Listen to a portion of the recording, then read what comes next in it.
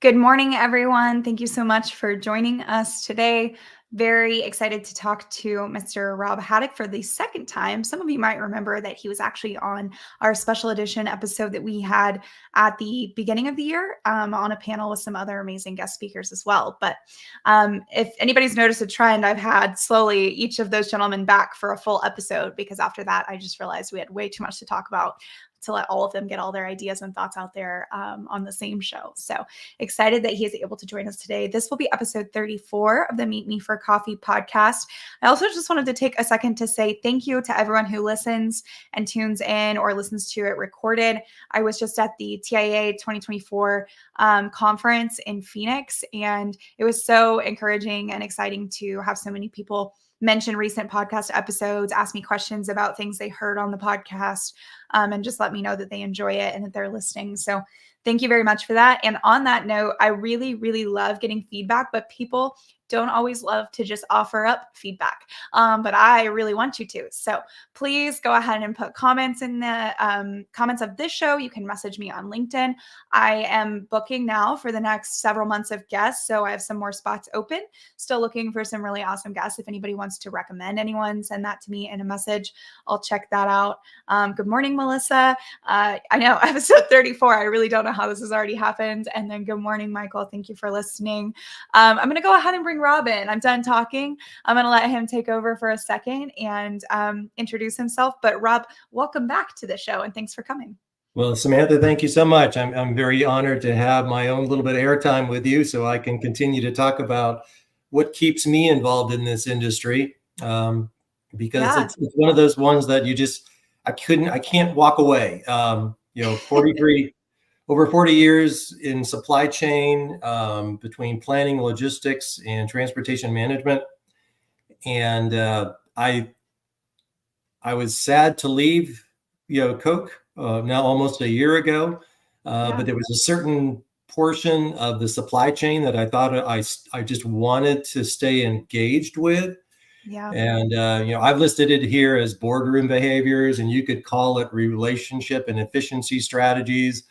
But my thought is there's the tactical side of managing your transportation, and there's just the strategic side of managing your transportation. And, my last year and a half, 2 years was transportation strategy. So I really got to get out of the day to day, and I really got to think about, well, how could we make what we do better? And we made some improvements, and I really enjoyed it. And I left the team with a guide as to how to keep the ball rolling. And I thought, well, maybe in my afterlife or my second life, I could go ahead and just talk about some of these topics. And, there might be some other shippers, receivers out there that might be interested in saying, oh, how did you do that? And always, giving back to the industry is kind of what I'm focused on now. Well, I snagged this out of your presentation that you have. So if anyone is interested, Rob has recently transitioned into consulting, but I also think he's just such a wealth of knowledge, not just for shippers, but for the other side too, because you have to obviously realize that the brokers and carriers were always trying to understand how to be better partners and how to collaborate better with shippers. And I specifically love what you said about the last couple of years that you were at Coca-Cola. You were in a transportation strategy role. And I have seen an evolution of titles, both on, I actually have someone coming on soon from a large brokerage who has the role of corporate strategy. And so we're starting to see this word strategy used more often as an actual defined role within an organization on both sides of the table. And so really excited to hear from you today on kind of like what the evolution of that has looked like in the last few years and kind of how this has played out in partnerships in the transportation space. So again, there was a whole presentation Rob has. I didn't want to like blast you guys all with information, but it's actually really good. The whole thing is great. I've been going through it. So if anyone's interested, I'll give Rob a shameless plug here that you should absolutely connect with him to flow through that. I actually have one more. I'm going to put one more up because I thought it was just too good to kind of kick off our conversation, and then we'll move into some conversation here. But Rob, if I understand, this is kind of like a recap of how you've seen some key aspects of relationships and shipper programs develop since 2017 is kind of when you started this. And I think that that's great to look at the last 6 years, and now where we're headed into 2020, into 2024. And I just, if you want to like talk me through a little bit of this Yeah, level. yeah. If you go back through, Coke's history, about that 2017 time, we were going through a major restructuring where the bottling groups were being spun off, and the North America business, which I've always been a member of, was reestablishing itself. And the senior leader at the time said, "Listen, I got two paths for you. You can continue to do supply planning, demand management, S&OP stuff, or I'd really like you to go and fix transportation." And I thought, well, how hard can fixing transportation be? Now, over the years, I've been in transportation 3 or 4 times in my career, but never in an opportunity role where I could maybe influence a better outcome, a better process. And I know from having transportation as part of my prior responsibilities is that, there was a procurement group on one side and then an operational group, and then there was field execution, and we lacked reporting, we lacked insights, and nobody could ever explain the budget and why the service was so bad. So I'm going, well, you know what? I can get some tangible metrics around that, because no offense with supply planning or demand planning, it's very hard to quantify whether you're doing good planning. But with transportation, you've got two real key things. You've got on-time delivery and you've got cost per load or rate per mile. So you really know whether you're winning or losing. And I would have to say in 2018, which happened to be when the ELDs came out, and that caused a huge amount of disruption, we weren't ready. So we had a really difficult time during 18, 19. And I was given kind of a go fix it and what do you need opportunity. So, never let a crisis, fall short of taking advantage of it. So we installed people, we installed technologies, we got more robust reporting. And then it wasn't until we kind of got through the COVID environment and I was asked to kind of say, well, how did you guys do this? Because you kind of went through COVID without much disruption. Yeah, we had some higher costs, and we had some service failures. But when I looked at our peers, I was very happy to say that we weren't in the panic that a lot of others were, and having to explain what went wrong on a Monday morning daily. So I kind of mapped out what were the subtle things that we did over the 5-year period. And I just said, well, here is our, serendipitous is a fancy word for saying it's a happy journey with a great outcome. And it's a fun word to say. So it was a happy journey to resiliency at the end of the day. I was able to keep my job, which is always a good thing. I included this as part of a presentation I shared with others last June.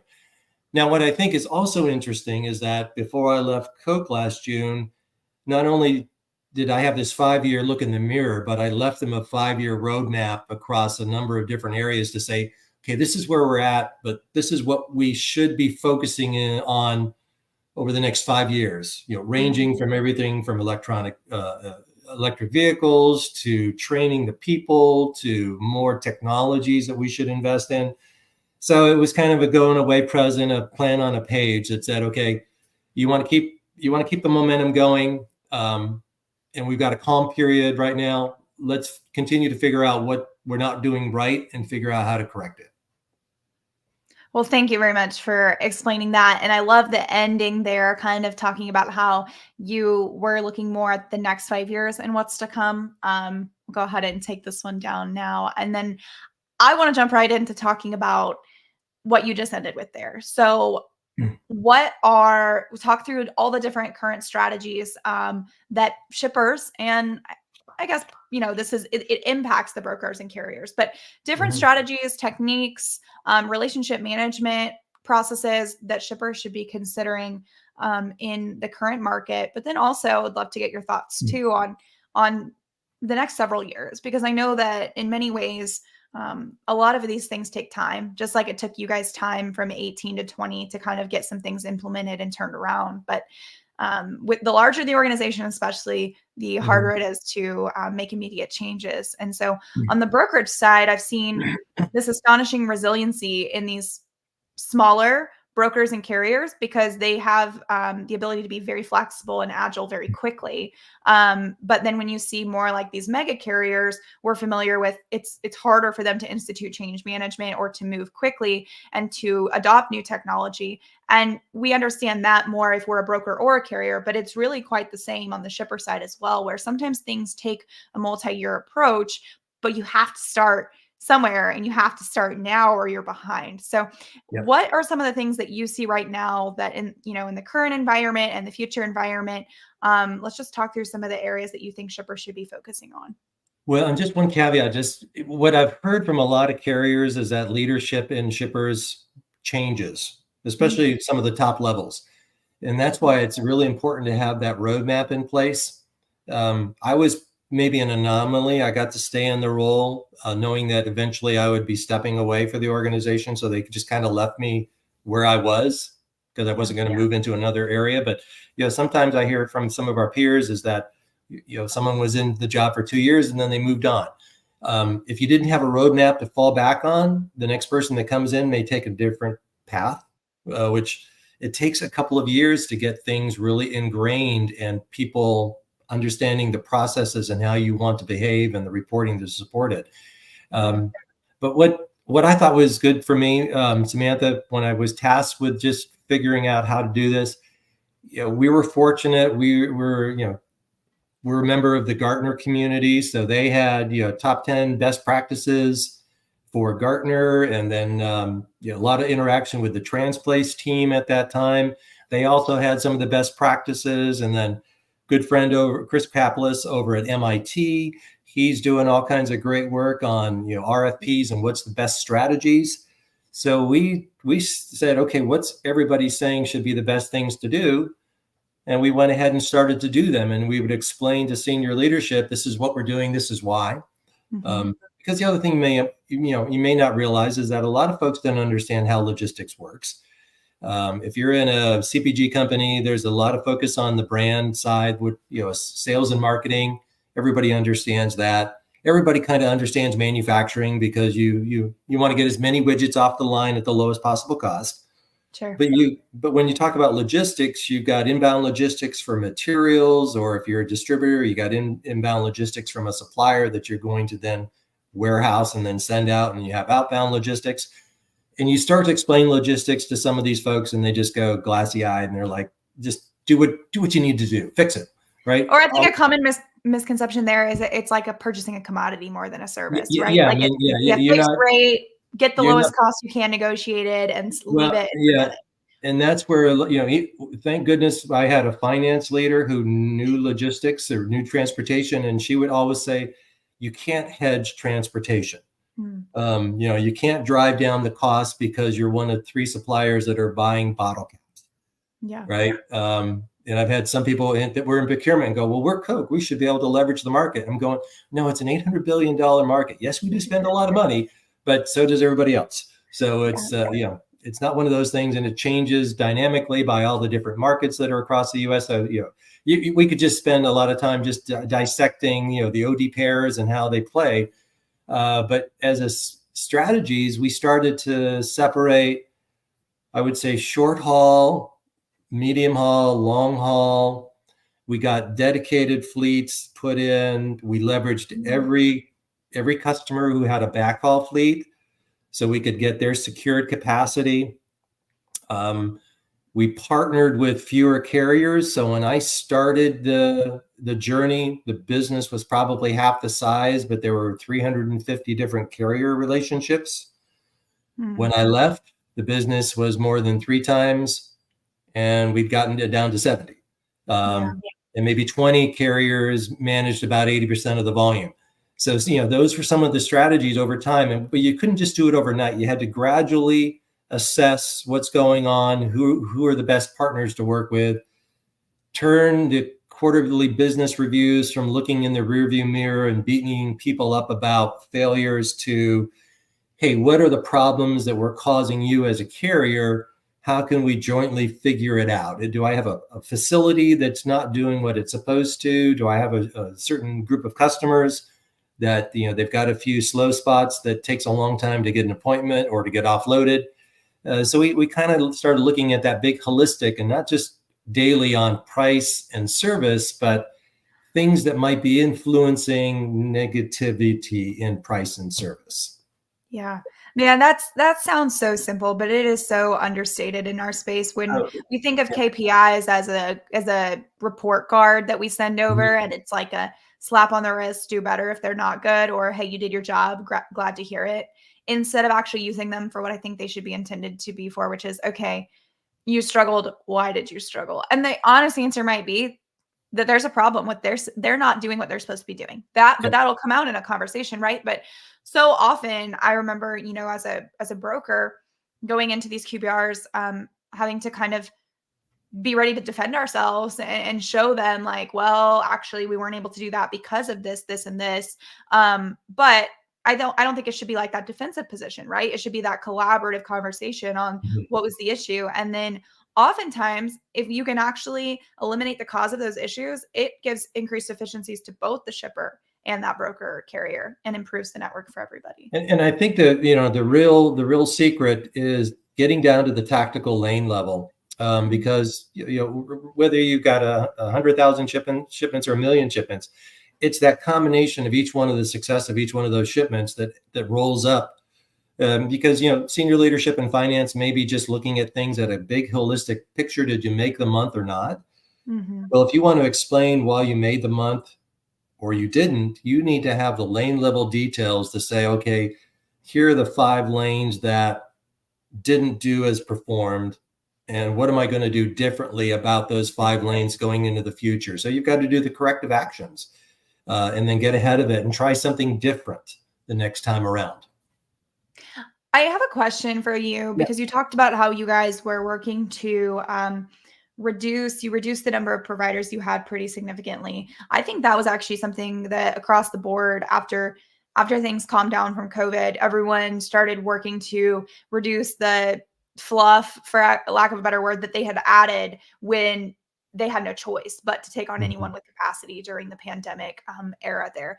But I'm curious with how easy it's becoming to bid with hundreds of providers now and run bids more frequently and mini bids and seasonal bids and quarterly bids, and like we just have so much more technology in this pricing space, even on how quick it is now to analyze and go over results and plug in a bunch of scenarios and spit back instant options.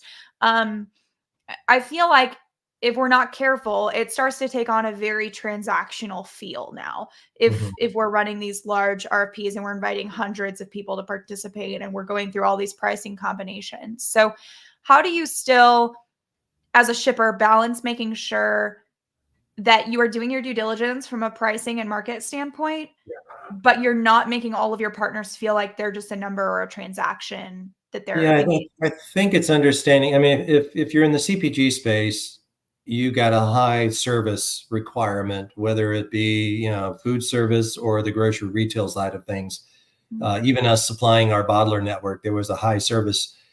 And what we found out is that a lot of people that wanted to get into the bid process, they didn't necessarily understand the service requirements, nor Sure. did they understand kind of the origin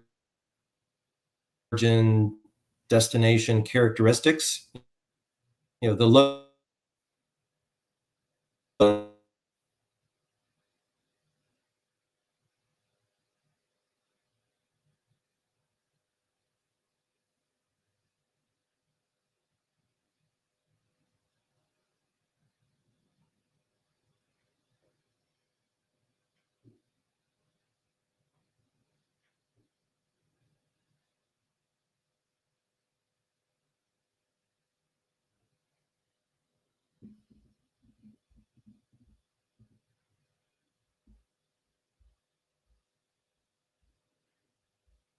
I think I'm gonna. Oh, I got Rob back. I know. I just went dark for a moment there. I know. I was like, I don't know if it's just Oh, me no. on my Wi-Fi or not, but hey, technical glitches happen all the time on It my end. happens all the time. And I just sit Uh, here and pretend nobody sees them. So yeah. No, I was wondering, what was I just saying? I was like, oh my gosh. no, So talking about like those, the management of all of those Yeah. partners in those RFPs. Yeah. There's been a lot of times where we've opened up, or legacy company, they opened up the number of people that would be in the bid. They would come in with some rates that were probably, use the term paper rates, because they didn't understand the dynamics of the lane and the requirements of the lane. And, a lot of times we would try a few of the folks, because, some of the outside consultants said, well, you got to try this carrier, et cetera, et cetera. And, 20 days, 30 days into it, they would be missing pickups. No primary tender would be a disaster.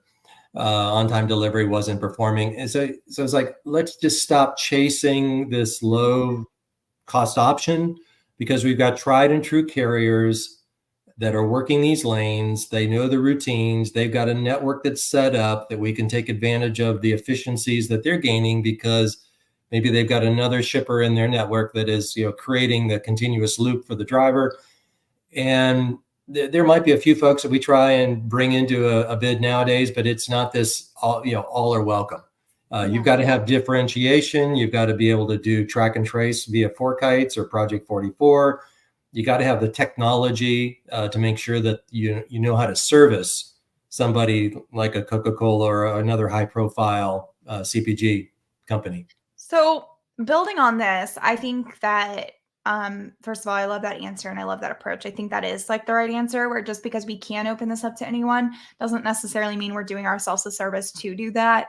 But when we talk about pricing and we talk about, that respect that we give to incumbents or people who have proven themselves, I think that you kind of have two situations. One is where you're an incumbent, you're providing really good service to a shipper, but you also know that that shipper is really complex and difficult and challenging to service. I think you feel okay with the premiums that you're putting on pricing. Yeah. And you can kind of rightfully justify and pretty above market rate because of all the difficulty and work that goes into servicing it. Or you have a shipper who is very efficient, very easy to work with. There's a very nice, just this ease of doing business, relationship focused, your partners feel heard, and shipper of choice, if you will. So I know that's something you talk about a lot. I think in that instance, you can expect to see your partners hold themselves pretty accountable to a realistic pricing that's as in line with market as they can get while still providing those great services, because there's a mutual respect and understanding there that you're doing your part to do everything you can for them, and they're returning the favor on a pricing standpoint and a service standpoint to do everything they can for you. So my question to you is, what makes a shipper of choice? I saw it in your diagram. I know you guys worked on establishing this. And how can people start trying to evaluate themselves and saying, am I a shipper of choice? And if not, what are some of those like the biggest things that drive that from a carrier broker perspective that I can start working towards creating? Yeah, when I first started to really think about shipper of choice, I saw something that FTR Eric Starks had put together. And Eric and I have known each other for a while. I've gone up to his place a couple times in Indianapolis during his live events, and I've been on stage with him. He's come and done events with us at Coke. And the point is that shipper of choice, you're not guaranteed lower rates, but you're guaranteed more than likely market rates. And in tight markets, you're going to be one of those that gets the capacity. Because the carriers enjoy working with you more than others. And then the other thing I thought that was interesting is that a shipper choice, the boardroom actually understands a little bit about transportation. And they know what critical role it is, because if you're a CPG company, chances are 25% of your cost of goods or more could be tied to transportation. When you think about the inbound logistics and then maybe storage, it could be upwards of 30, 35%. So it's a big bottom line. In some of those early years that you looked at on the resiliency, transportation was the reason why folks didn't get bonuses, because we overspent, and that was, you don't want to be there in that environment. So it was in our best interest to try and adopt what do we need to do to be a good business partner with the front office of a carrier. But then also, what do we need to do to make sure that when the drivers are coming through the facilities, that they're in and out as quickly as possible? So we got very serious on dwell time management and using different tools, either the TMS or the Fork Guides track and trace. We were able to say, okay, gosh, I have all these origins. I can look at how much dwell time each one of the trucks are spending, and we've got these thousands of delivery locations. Where are they getting the most slowdown in terms of getting unloaded? And then we're even taking it to the next level to say, listen, what's the optimal transit time between the pickup and delivery? And are we do we have trucks arriving way too early? Because if we're there, they want to, they're 4 hours, 6 hours too early, chances are you're wasting capacity and you have to absorb that overhead somehow. So that's probably baked in your rate. Or how many times did you have doomed loads? There was no way that this truck was going to make it on time because it was constantly being scheduled with too short of a delivery window from the time of pickup to delivery.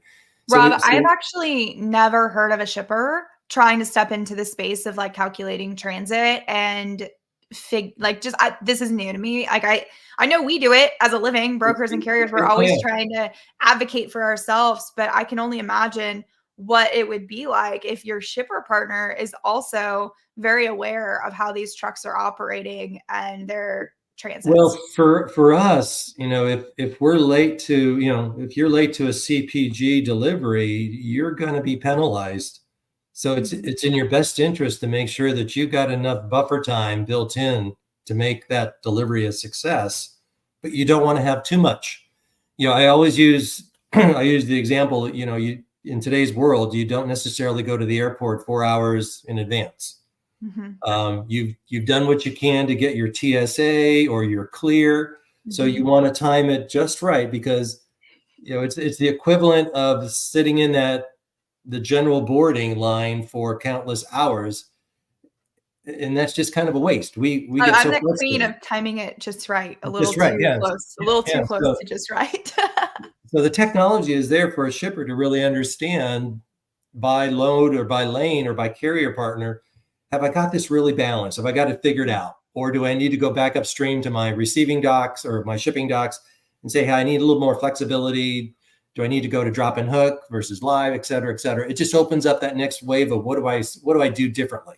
And what did that look like when it came time to identify where the problems were coming from or where improvements could be made as it relates to one, transportation teams collaborating with warehousing and distribution? And then also, what if your issues lie at a third party warehouse or a vendor or a specific receiver? Or how do you? By digging into it, we've done things where a certain facility, it led to a small drop yard because they were having trouble with congestion on an off shifts or second shifts. That's when everybody wanted to show up.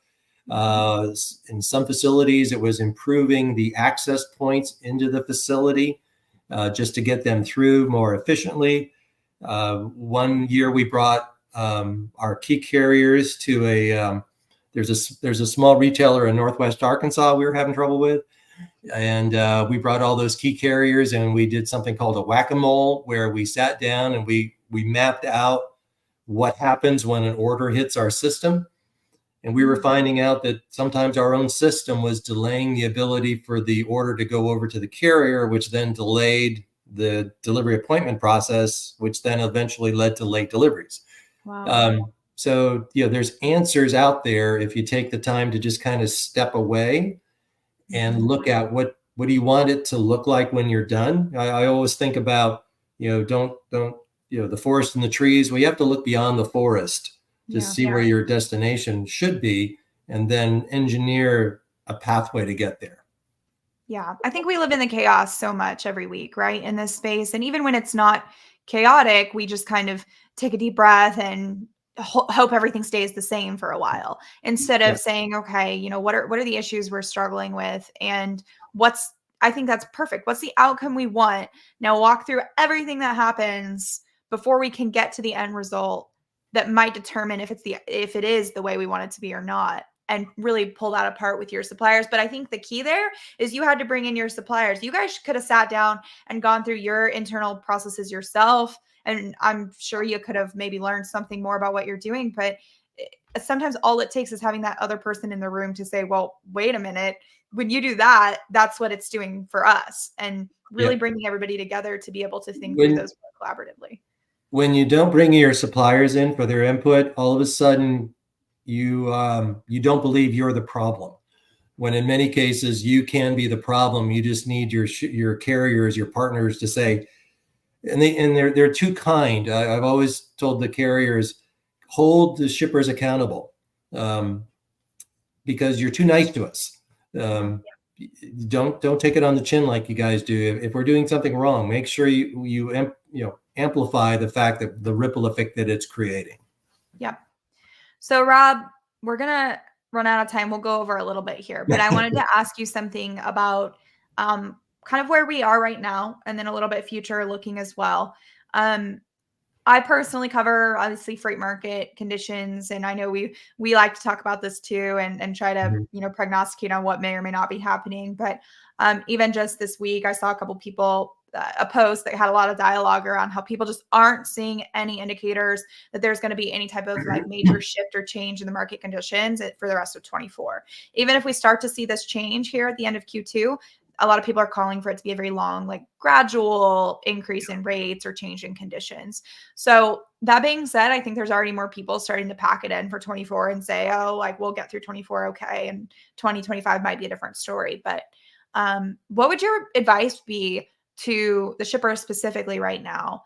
Well, I've had the good fortune of working with ATRI, which is the American Trucking Research Institute, and they do a lot of great work. I've been on their research board for a couple of cycles, and one of the things that, as being one of the only shippers that were part of that board, is understanding the operational cost or the overhead cost of a carrier, and then lining that up to what's your rate per mile that you're paying, and then what's the market rate that a particular lane might have. And I've had a lot of conversations with carriers, and I've drawn out on a napkin and say, okay, so hypothetically, this is the rate per mile. This is your rate per mile for fuel. So you need at least this much to stay in business. And anybody who's in business needs at least a 10 or 15% margin so they can grow. And my advice to shippers would be is that, know where you are in terms of what your expectations are from a pricing perspective with whatever carrier it is. Are they surviving? Are they making enough money to survive? I did a little study recently, just taking one of the industry indices that I have access to and layering in the ATRI data, and said, okay, at the big picture during the COVID years, the carriers did make out well, but for the last 18 months now, they have been basically burning cash to stay afloat. And it's just that attrition, how long can they last before capacity leaves the market? Sure. And if you have an event where capacity leaves the market at the same time that the American consumer switches their focus back on goods spending versus services spending, now you're going to have this imbalance again, which it's going to drive up rates. So if you're a shipper and you have a lot under contract and you play a little bit in the API or the spot market, maybe for low volume lanes or infrequent lanes, you're probably in a good spot already. If you're over relying on that API spot market to carry a lot of your business, you may want to start to look at some of your higher volume or strategic lanes and move them under contract, because a couple of different folks that I've heard at food shippers, both of them were forecasting the same thing, just like you mentioned, later this year. And it's not going to be dramatic, but later this year, the capacity or the carriers might have a little bit more influence in what goes on in the future. Yeah. And we didn't even get to talk about this, but something I also just thought of that I like to think about is if you are moving a lot of freight in API spot dynamic rating space, that is great. But maybe also as you try to shift some of your capacity to contractual, if you're going to keep that API dynamic thing in there, really evaluate who you have that you're allowing to bid on that and maybe simplify that down, because At the same time, when markets get crazy, especially when you have things like OTIF to consider and higher stake deliveries, really just opening up a transactional space to whoever is taking freight at aggressive rates in a higher market environment could probably have an impact on your service capabilities as well. Yeah, So it's and I really think time that for the important thing with API, and that we found this out the hard way, because we tried many times on how do we manage low volume lanes or infrequent lanes. And what we found out is that, you have a routing guide, but most of the time the routing guide just fails terribly. But you've lost the whole day letting each one of the carriers time out by not accepting the load. And by the time you get it covered, the price has gone up exponentially and you've missed the opportunity to get a delivery appointment. So let's just limit the routing guide to, hey, I got an API carrier as my primary on a low volume. Oh, and I got an API carrier as a secondary. So let a couple of them have a shot at it, get it booked and move on, rather than the old fashioned way, which just was a disaster. Yeah. And that's a progression with the times, right?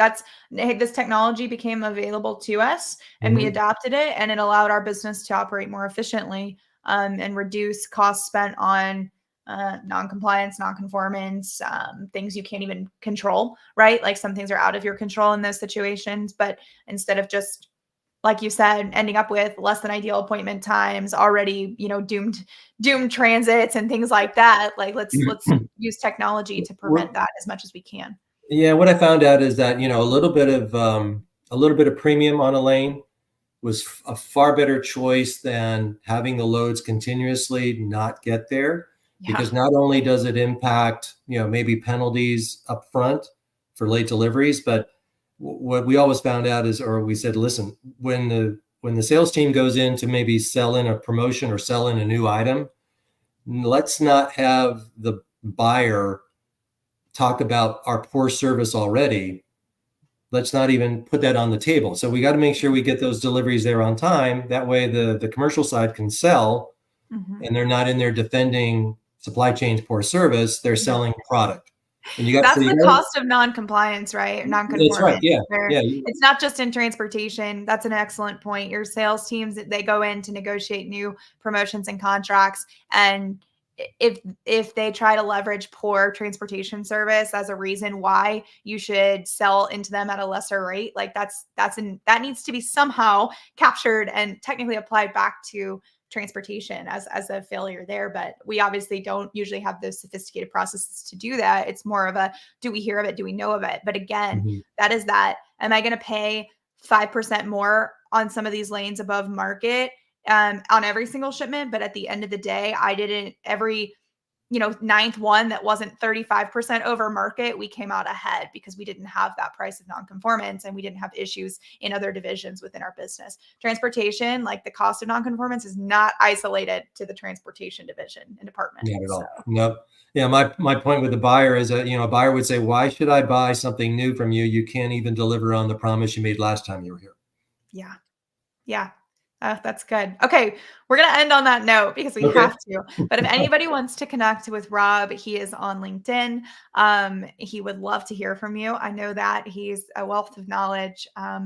And definitely, if you are interested in his consulting services, I think he has so much to share and add value to any shipper organization. Probably also some brokers and carriers too, who are interested in better understanding their position with the shippers. So Rob, thank you so much for joining me again. It was a pleasure to have you. A pleasure. All right. Thanks everyone who was able to tune in and meet us for coffee.